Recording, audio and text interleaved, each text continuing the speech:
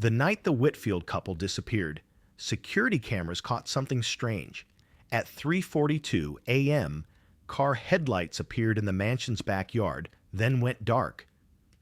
Police ignored this footage.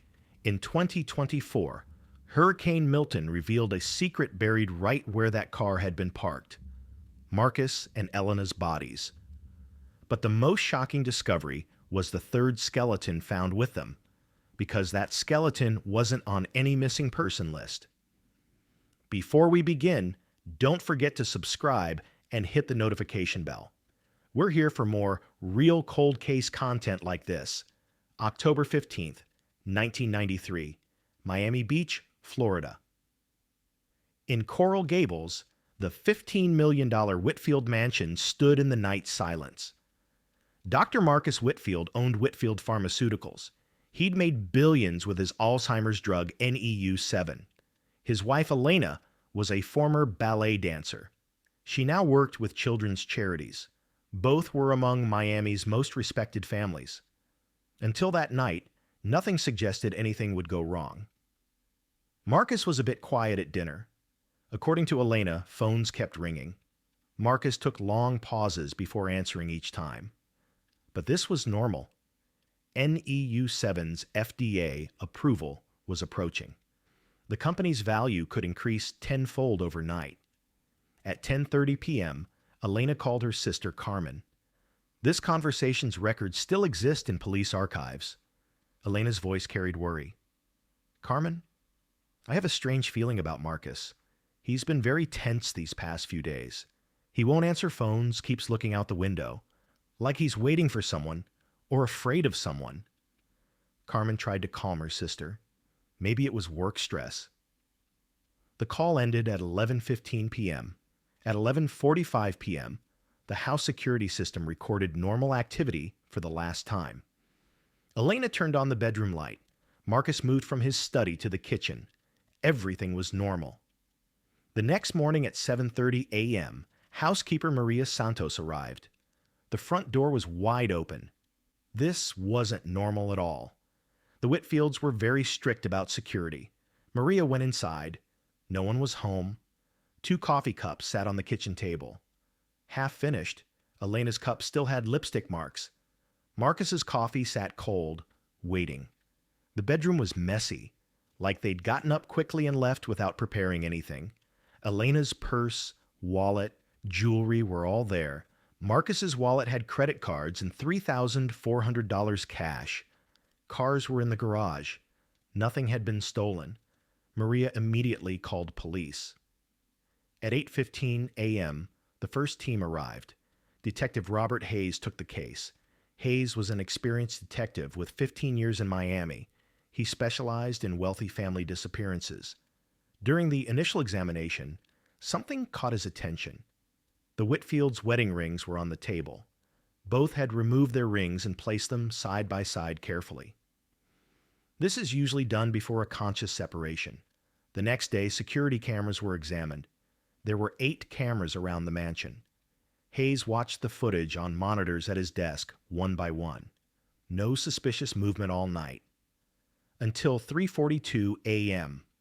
A sudden light flash appeared on the backyard camera. Car headlights turned on. 10 seconds later, they went off. Make, model, license plate weren't visible. Camera angle and night vision quality were insufficient. Hayes thought this footage was important, but his superiors didn't want to allocate resources to this clue. At that time, Miami had much more urgent cases. Drug wars were at their peak. Police used all resources against street gangs. The Whitfield case was filed as a cold case. Hayes kept this file on his desk until retirement. He reviewed it occasionally, but found no new clues. Years passed. Whitfield Pharmaceuticals went to Marcus's brother David. NEU7 hit the market. It achieved great success. The company's value increased tenfold. But Marcus and Elena couldn't see this. The family held press conferences every year. They increased reward amounts, but got no concrete leads. Elena's sister Carmen never lost hope. She thought the security camera footage was important. She kept reading reports, hiring private detectives. In 2010, she found retired Hayes. Hayes told her this: "Those headlights didn't turn on and off randomly. Someone clearly came and waited for someone. We didn't do enough investigation then. If this case happened today, we'd definitely dig in that area." After Hayes' words, Carmen began investigating. The mansion had been sold to another family. The owners allowed backyard research. Carmen scanned for days with a metal detector. She found nothing. Maybe it was too deep. In 2015, Carmen hired a private archaeology team.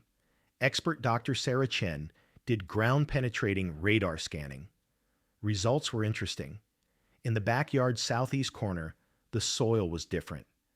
Right under where the car in the camera footage had been parked, like a hole had been dug and filled. But owners wouldn't allow more digging. Carmen went to court. It was rejected for insufficient evidence. Carmen was aging, starting to lose hope, until October 2024. October 9th, 2024. Hurricane Milton was approaching Florida. Category 4 level. The strongest storm in 20 years. Everyone in Miami was evacuated. Mansion owner Carlos Mendoza moved his family to safety. He left the house empty. Carlos was one of Miami's most successful contractors at the time. Mendoza Construction Company did luxury projects in Florida. It made hundreds of millions in revenue. But Carlos's success hid a dark secret. In 1993, when he was a small contractor, he'd done a job, one that changed his life, but troubled his conscience forever. At that time, his company was in financial trouble. Projects had gone over budget. Customers were late paying. Banks wouldn't give loans. Carlos struggled to get by with his wife Maria and 2 children in a small house. The company was about to close. That's when Diego Herrera approached. Diego was known in Miami's Latin neighborhoods. He was said to deal in drugs and money laundering.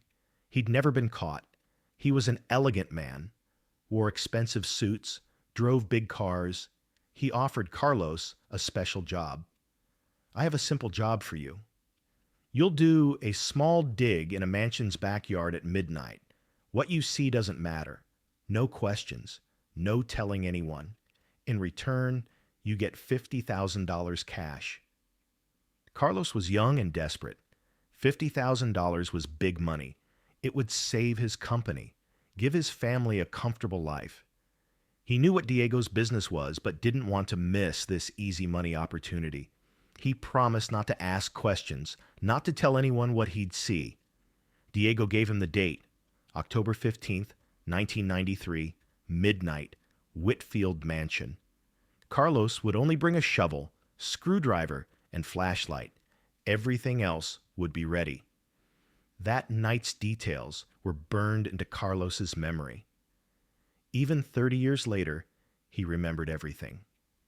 At 12:30 a.m., he came near the mansion. The street was empty. No lights in houses.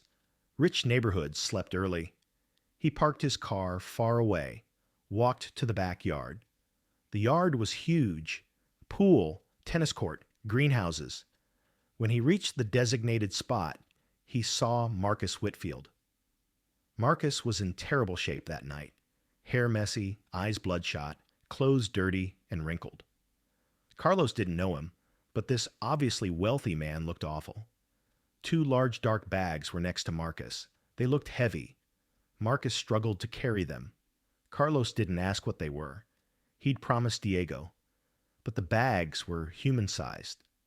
Carlos could guess. Still, he stayed quiet. Marcus showed him where to dig. Under the big oak tree, a spot cameras couldn't see. Carlos dug for 2 hours. The soil wasn't hard. It was a regularly watered, maintained area. When he'd opened a hole 2 meters deep and 2 meters wide, Marcus said enough. Marcus placed the bags in the hole. As he put the first bag in, Carlos noticed long dark hairs were coming out from the edge. It was clearly woman's hair. The second bag looked like man's hair. Carlos's stomach turned, but he made no sound. After placing the bags, Marcus threw something metallic into the hole. It wasn't clearly visible in the dark, but made a sound. Marcus told him to fill the soil back. Carlos worked 2 more hours and covered the hole. Finally, following Marcus's instructions, they planted grass on top. It would look like no digging had been done. When the job finished, it was almost dawn. Marcus gave Carlos the promised $50,000 cash. It was clean, new bills. As he left, Marcus told Carlos, "You saw nothing here tonight." Carlos nodded. He left. Carlos never told anyone for 30 years, not even his wife. With that money, he saved his company, grew it, became one of Miami's most successful contractors. But the guilt never ended. Every night he remembered those bags, the hair, the metallic sound falling into the hole. When the Whitfield mansion went up for sale in 2018, Carlos felt strange, like it was time to finish unfinished business. He bought the house, moved his family there. But he couldn't be happy. Every time he looked at the yard, he remembered that night. Hurricane Milton hit Miami on October 10th night. Wind reached 240 kilometers per hour. Thousands of trees fell. Roofs flew off. Poles collapsed. The Whitfield mansion was also damaged. The 200-year-old oak in the backyard fell right where the car in the camera footage had been parked. The next morning, Carlos returned to see the damage. He was met with an incredible sight.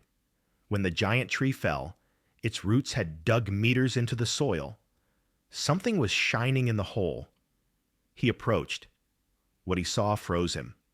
An old, rusty, but recognizable metal nameplate. It read, "Dr. Marcus Whitfield, Whitfield Pharmaceutical's CEO." Carlos called police. Within 2 hours, teams arrived. Crime scene experts, detectives.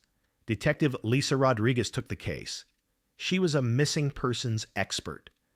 She began carefully cleaning the hole with her team.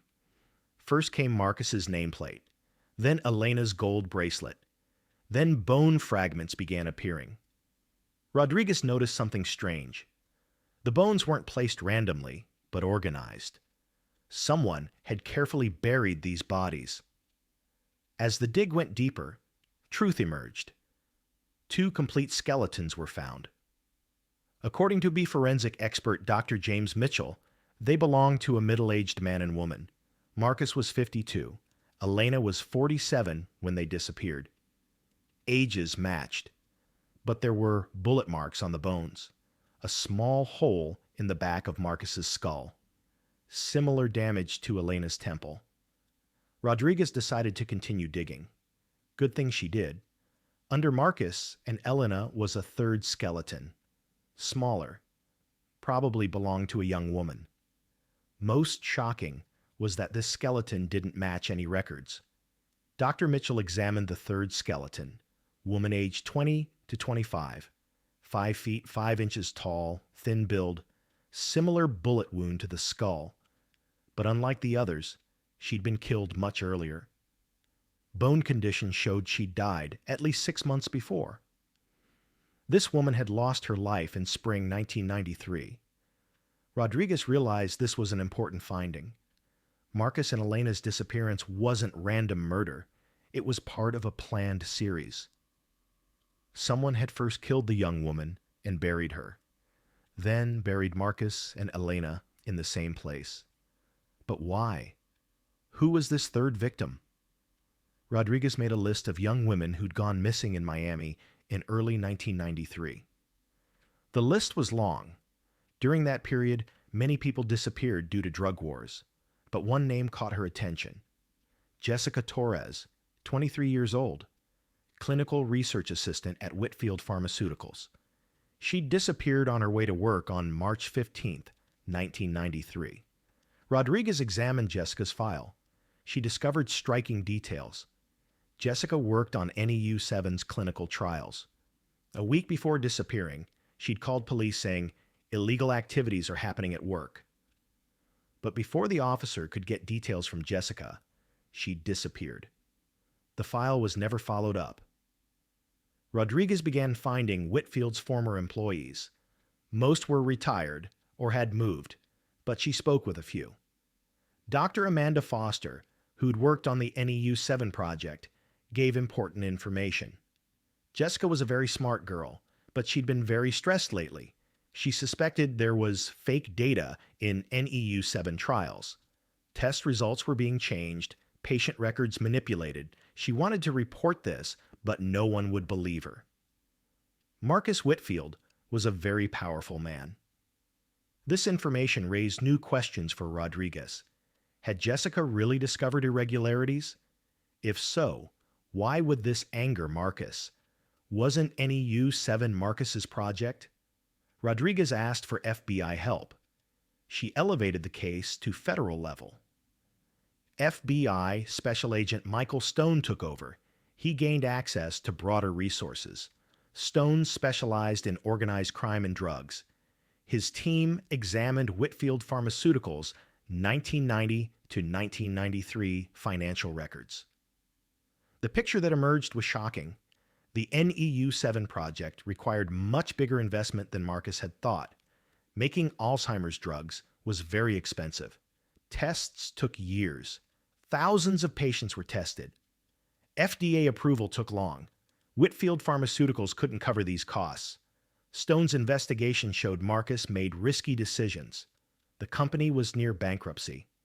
Marcus had started borrowing from shady sources to finance the project. These weren't normal banks.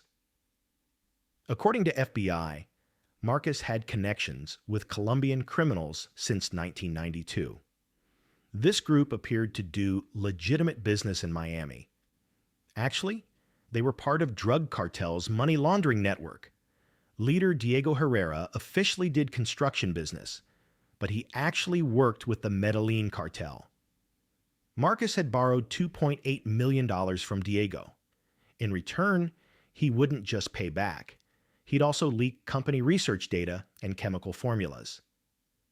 NEU 7's formula could be used in drug production, especially components that enhanced cocaine effects and addictive properties. Jessica had probably discovered this. Hiding NEU 7's side effects was already a serious crime, but the company serving cartels was much more serious crime. When Jessica reported to police, Marcus must have panicked. If this information came out, both the company would collapse and he'd serve many years in prison. According to Stone's theory, Marcus had killed Jessica to silence her. He probably called her somewhere, killed her, buried her body in the yard. But Elena had also begun suspecting Jessica's disappearance. Maybe she'd noticed Jessica's stress. Marcus's behavior change had made her think. That's why she told Carmen on the phone, "Marcus is acting strange, like he's afraid of someone." Elena sensed her husband was hiding something, but she didn't know exactly what. Marcus wasn't sure how much Elena knew either. The Colombians were increasing pressure. When they learned Jessica had reported to police, they demanded answers from Marcus. Diego had given Marcus a final ultimatum. Either he'd control the situation, or they would. What Diego meant by control was clear. Eliminate potential witnesses. Marcus made a difficult decision. He had to eliminate both Elena and himself. If he killed Elena, Diego would trust him. If he killed himself, no one would find the truth.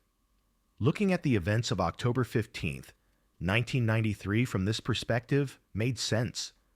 Marcus had given Elena strong sleeping pills at dinner. Even while drinking coffee, Elena was talking about Marcus's strange behavior. She was getting sleepy from the drug's effect. After she completely passed out, Marcus carried her to the yard.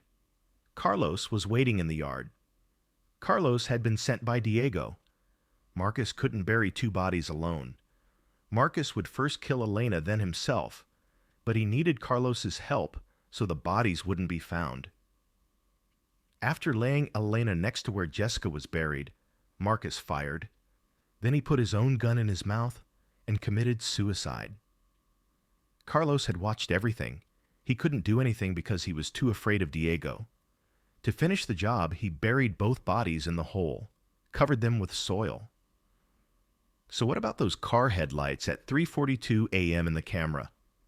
Stone's investigation answered this too. When Carlos finished the job and left, he accidentally turned on the headlights. He'd spent an anxious night. It was his first time witnessing such a thing. When getting in his car, he was shaking. He hit the headlight button on the steering wheel. That's why the lights turned on and off. FBI reaching Carlos wasn't easy. Carlos had changed his name over 30 years, grown his company, become one of Miami's richest. Mendoza Construction was now a recognized Florida firm. It had hundreds of employees. Carlos was a respected person in society. He supported charities, donated to churches. When Stone questioned Carlos, he first denied everything. I was a small contractor in 1993.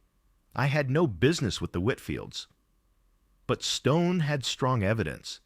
DNA tests had extracted Carlos's fingerprints from soil in the yard. Also, his sudden wealth in 1993 was suspicious. Financial records showed large cash inflows to his company that year. When Carlos realized he was cornered, he began telling the truth. His statement confirmed Stone's theory. When Diego offered me that job, I was in a very tough situation. The company was going to fail. I had to do something for my family. $50,000 was big money then. Carlos described that night in detail. When I saw Marcus, I could tell he was in bad shape. He was crying, shaking. He kept saying, "I have to do this for my family." I thought it was a family cemetery. I thought he might be having a special burial ceremony, but what Carlos saw that night was much more disturbing. When putting the first bag in the hole, I saw hair coming out from the edge. Long, dark woman's hair. The second bag looked like man's hair. I realized then they were human bodies, but I couldn't speak because I was too afraid of Diego. Carlos also remembered the metallic object Marcus threw in the hole. It looked like a small metal plate. There was writing, but I couldn't read it in the dark. Marcus placed it very carefully next to the bags, like it was valuable. After Carlos's statement, Stone investigated what this metal plate was. The piece found in the dig was Marcus's doctor ID card. It read, Dr. Marcus Whitfield, Whitfield Pharmaceuticals CEO. This was symbolic of Marcus burying his own identity in that hole. After Carlos's confession, Stone needed to find the last piece to complete the case. He had to track Diego Herrera. He was the head of the entire network. Diego had disappeared after returning to Colombia in 1995. Through FBI's international connections, it was learned he lived in a luxury villa in Bogotá. Reaching Diego required cooperation with the Colombian government. The process took months. Finally, he was brought to Miami. During questioning, he gave surprising information. According to him, Marcus's killing wasn't planned. When Marcus told us he'd killed Jessica, we were shocked. We just wanted to scare and silence her. But Marcus had panicked, lost control. When he said Elena was starting to suspect, I found the situation risky. When I said either you control it or we will, we wanted to scare him. But Marcus saw it as a threat. He made a very extreme decision. According to Diego, Marcus's suicide and killing Elena wasn't planned. We just wanted to bury Jessica's body in a safe place. Marcus had become so paranoid that he ended up killing his family. It was a shock for us. Marcus was a valuable partner. We didn't want to lose him. Stone's final report was this. Jessica Torres had discovered illegal activities at Whitfield Pharmaceuticals in March 1993. The company was hiding NEU7 side effects, leaking data to drug cartels. When Jessica tried to report to police, Marcus killed her and buried her in the yard. When Elena began suspecting Jessica's disappearance, Marcus decided to silence her too. On the night of October 15, 1993, He gave Elena sleeping pills, killed her, then committed suicide. Carlos Mendoza buried the bodies for money. FBI released this report in 2024. It caused major reactions across America.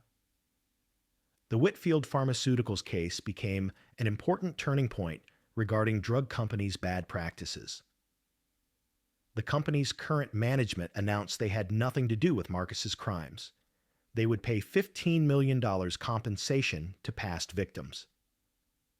Jessica Torres' family learned where their daughter was after 31 years.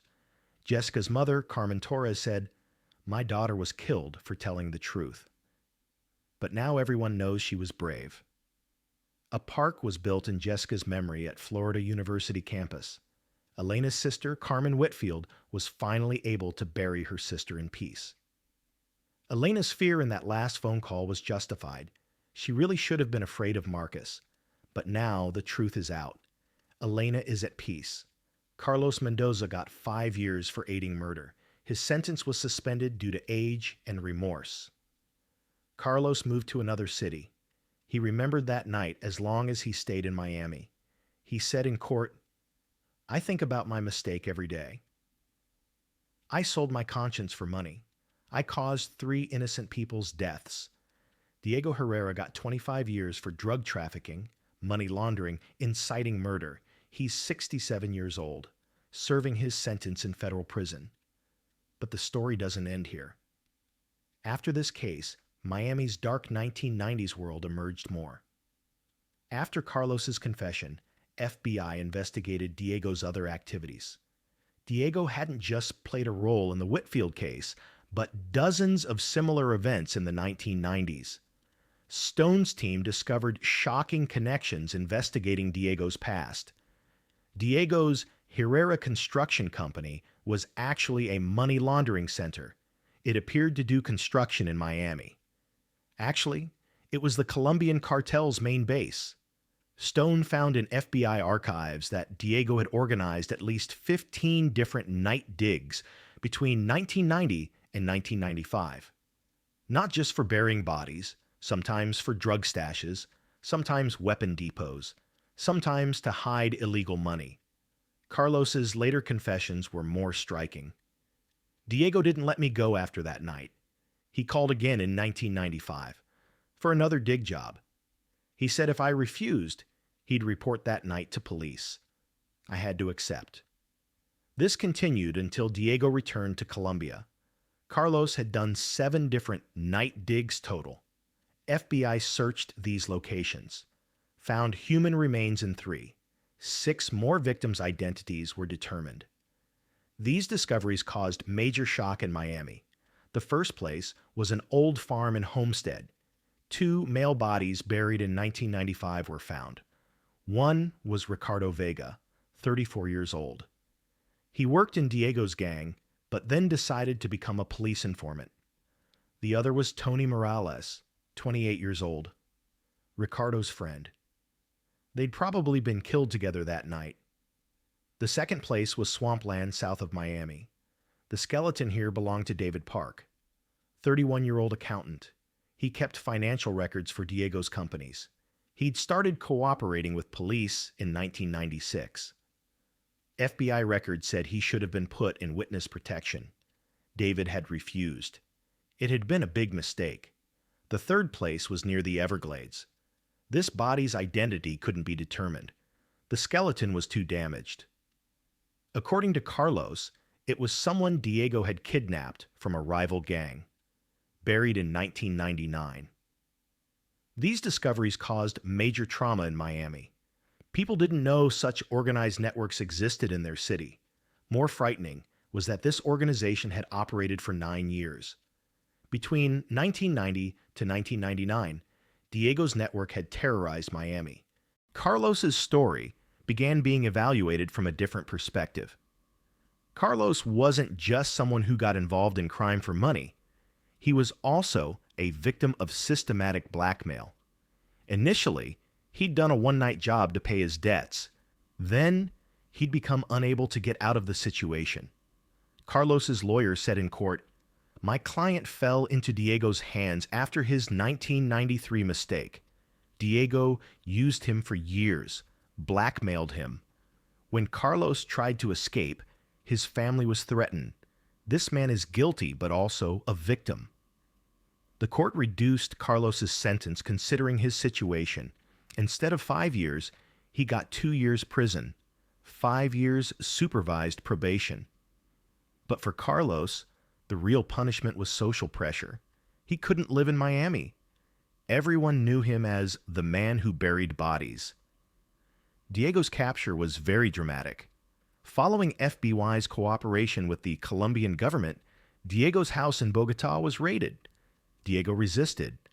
He was seriously wounded in the resulting clash. While Diego was under treatment in the hospital, FBI agents reached him. He hadn't confessed anything until then. On his deathbed, he wanted peace of conscience. His statement to Stone was 50 pages long. It became one of Miami crime history's most comprehensive confessions. I did very bad things, but my only goal was money. I didn't enjoy killing people. This was just business. People like Marcus Whitfield made me richer. They carried expensive secrets. Diego's confession detailed Jessica's killing. Jessica knew a lot about NEU 7, not just side effects. She'd also realized how we stole chemical formulas. Marcus tried to explain to her, but Jessica said she'd go to police. That's when Marcus came to me. He didn't know what to do.